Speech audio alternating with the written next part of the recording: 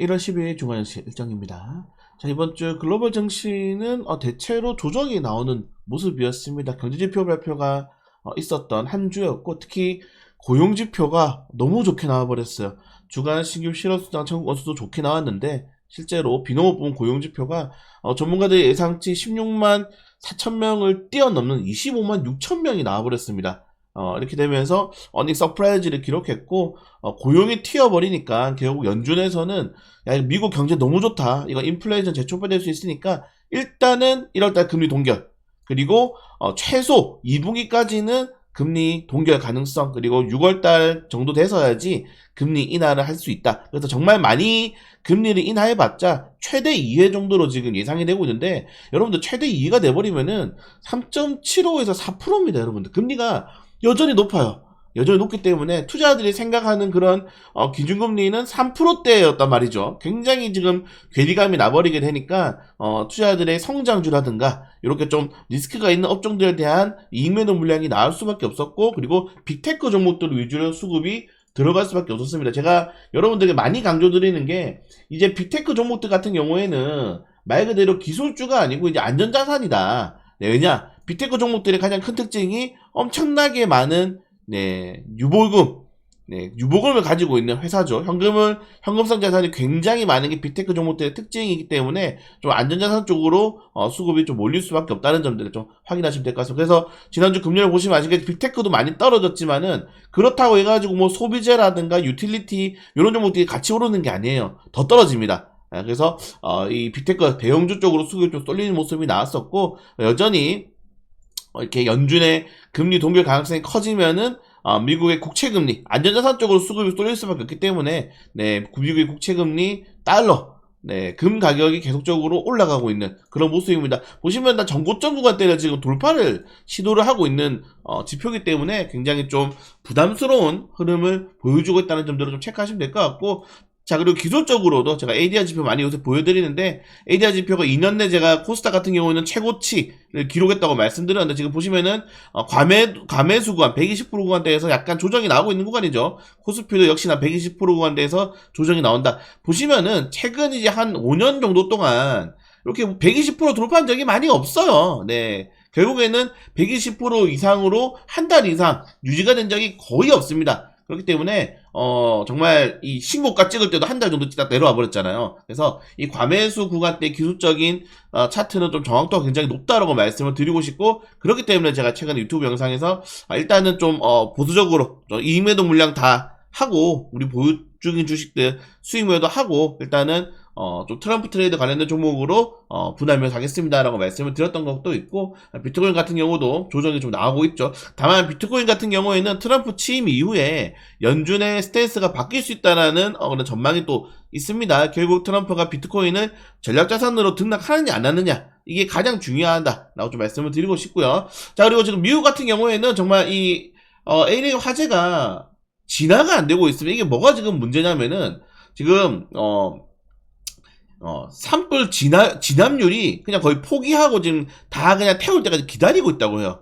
강풍도 너무 많이 들고, 지금 강풍도 너무 많이 불고, 실제로 요게 LA 로스앤젤레스 지역에 강이 없단 말이에요. 강이. 그러니까 물을 끌어올 수가 없어. 지금 너무 미국처럼 큰 땅덩어리에서. 그렇기 때문에 결국엔 이런 것들이 조금 다 태워지기 좀 기다리고 있는 상황이다. 그래서 지금 미국의 피해액이 계속적으로 늘어나고 있고, 지금 처음 뉴스 나왔을 때 막 78달러 이렇게 됐었는데, 지금은 어마무시합니다, 여러분들. 이게 지금 피해액이 추정이 안 된대요, 추정이. 그래서 정말 좀 심하게 78조, 78조인데 이제 88조인데 최대 100조 원 이상은 그냥 넘어갈 거라고 합니다. 이것 때문에 지금 미국에서 뭘 걱정하냐면은, 야, 이렇게 되면은 보험료 엄청 오를 거고, 그리고 보험이 까다롭게 될 겁니다, 아마. 그렇게 되면 인플레이션, 왜냐면은 개인 투자자들이 높은 보험료에 대해서 또 돈을 내야 되는 거고, 그리고 보험을 또 안 받아주면은 이제 사설보험 쪽도 간단 말이에요. 그래서 보험료 때문에 또 인플레이션이 좀 재촉발될 수 있다는 우려가 나오고 있고, 또 일각에서는 다만 이렇게 LA 쪽에서 완전히 집들이 전소가 되었기 때문에 이거 이번에 재개발 쪽으로 해가지고 인프라 관련 테마주도 오를 거다. 실제로 뉴욕 증시 같은 경우는 비스트라라든가 이런 종목들이 중중 지난주에 또 오르기도 했죠. 지수가 떨어지는 와중에도. 그렇다는 거는 항상 모든 것들은 이제 양방향성이 있는 겁니다. 아무리 이렇게 좀 악재가 뜬다 하더라도 거기에 또 수혜가 되는 종목들이 있다는 점들 좀 확인하시면 될 것 같고, 특히 비스라 같은 경우는 제가 이제 뉴욕 증시, 미국 주식을, 막 추천해달라 그래가지고, 저는 비스트라밖에 안 봅니다라고 해서 많이 보유하시고 계시거든요. 요때 계속 말씀드렸잖아요. 그래서 비스트라 같은 경우에는 전문가들 목표가 거의 $200가 넘어요. 그래서 웬만해서는, 트럼프 취임하고, 인프라하고, 전력 설비 관련된 테마주 최대 수혜주니까 조금 더, $200까지 정말 좀 배에 힘줘 보시는 것도 좀 나쁘지 않은 것 같습니다. 네, 그리고 뭐 관련 테마주도 정리해드렸으니까 영상 한번 보시면 좋을 것 같고요. 그리고 뭐 지난주 같은 경우에는 유리기판 관련 테마주가 강세, 양자모 관련 테마주가 정말 큰 폭의 하락이 나왔다는 점들까지 또 말씀드리고 싶고, 유리기판 관련 테마주들, 그리고 조선업 관련 테마주들, 로봇 관련 테마주들, 여러분들 요 종목 특징이 뭡니까?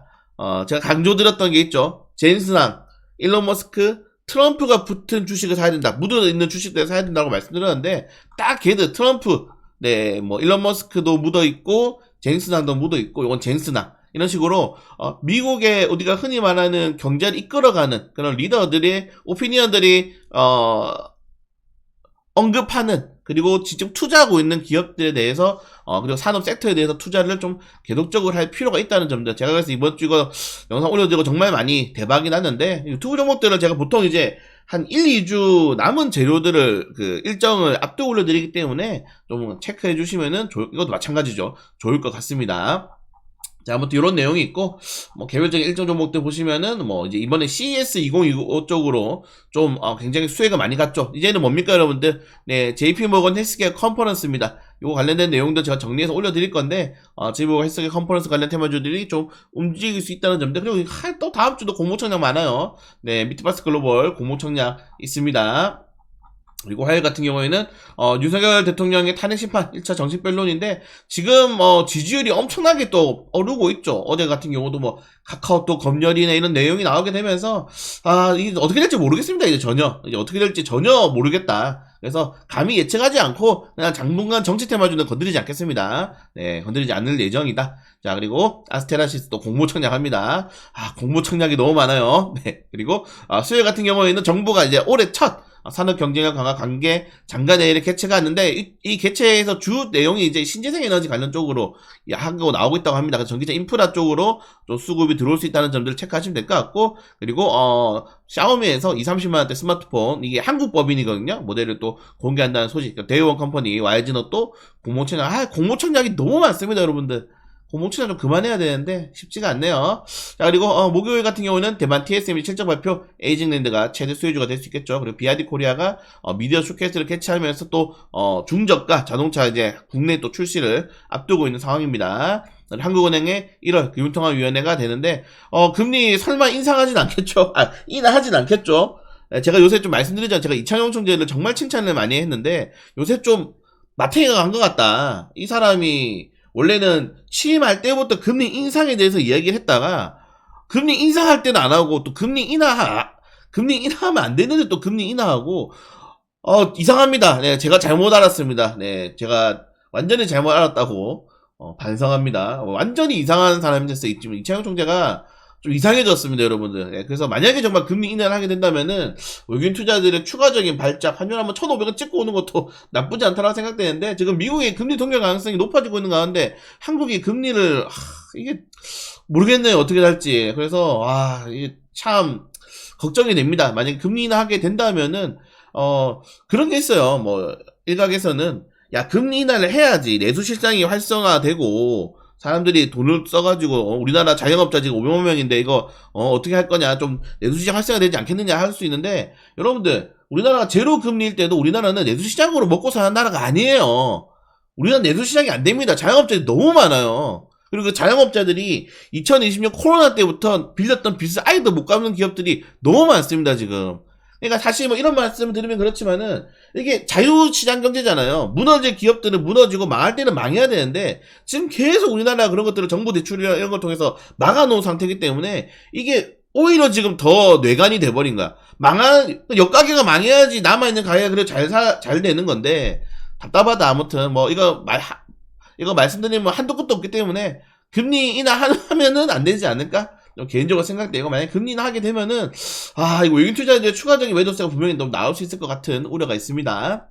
자, 그리고 금요일 같은 경우에는 중국의 4분기 국내 총생산, 최근에 이런 내용도 있었죠. 시진핑이, 중국 자기 전문가들 중에서, 이번에 중국 경쟁력 5%, 경제 성장률 5% 달성 못할 것 같은데, 이런, 그 사람이 실종됐어요, 지금. 없어졌어, 또. 여기 중국이란 나라입니다, 여러분들. 어떻게 중국을, 아무튼, 4분기 국내 총생산 발표되는데, 아마 지표로 조작할 가능성도 굉장히 높다. 이렇게 좀 말씀드리고 싶고, 자, 금요일은 여러분들 금토일 보유예수 데이입니다. 보유예수가 엄청나게 많이 나오죠. 네. 그래서 여러분들이 보유예수 보유예수 나오면 너무 안 좋은 거 아닌가라고 할 수 있는데, 보유예수가 나오면은 시장 유동성이 좀 공급될 수도 있어요. 이게 떨어지든 오르든 거래량이 한번 나오는 건 나쁘지 않다고 생각되는데, 보시는 것처럼 이런 것만 아니면 됩니다. 갑자기, 35%씩 나와. 요런 것들만 아니면 돼요. 네. 이런 것들만 아니면 되고, 너무 유통비율이 많이 나오면 좀 그렇지만은, 적당히 나오는 것들은 좀 시장의 유동성을 공급할 수 있다는 점들까지 좀 말씀드리면서, 다음 주도 똑같습니다, 여러분들. 이번 주 어떻게 우리가 했습니까? 괜찮은 정보도 단타 치고, 분할 매수하고, 조선주도 분할 매수하고, 이런 식으로 대응했잖아요. 로봇주 하나 사고, 그런 식으로 하면서, 리밸런싱을 굉장히 빨리 해야 돼요. 그래서 다음 주도, 네, 우리 지금 한 종목 좀 마이너스 10%짜리 하나 있는데, 요거 그냥 월요일날 손절해버리고, 다른 종목 사는 것도 고려하고 있으니까, 지금은 가만히 보고 있으면 안 됩니다, 여러분들. 네, 트럼프 취임 일주일 앞두고 있고, 이렇게 지금 높은 변동성, 그러면은 뭐가 되겠습니까? 이때까지 수익 중인 종목들의 이매도 물량이 나오고 또 평가가지고 과대납보주로 수급이 돌아갈 수 있단 말이에요. 그런 종목들 우리가 이제 또 사야지, 따라서. 그래서 여전히 기관들이 매수 주체를 자처하고 있고, 그 다음에 외국인들이라든가 연기금이 들어가는 종목들 위주로 따라가는 매매 할 테니까, 다음 주도 잘 준비하도록 하겠습니다. 네, 남은 주말 잘 보내시고, 저는 또 내일 장전 브리핑, 장전 시황을 찾아뵙도록 하겠습니다.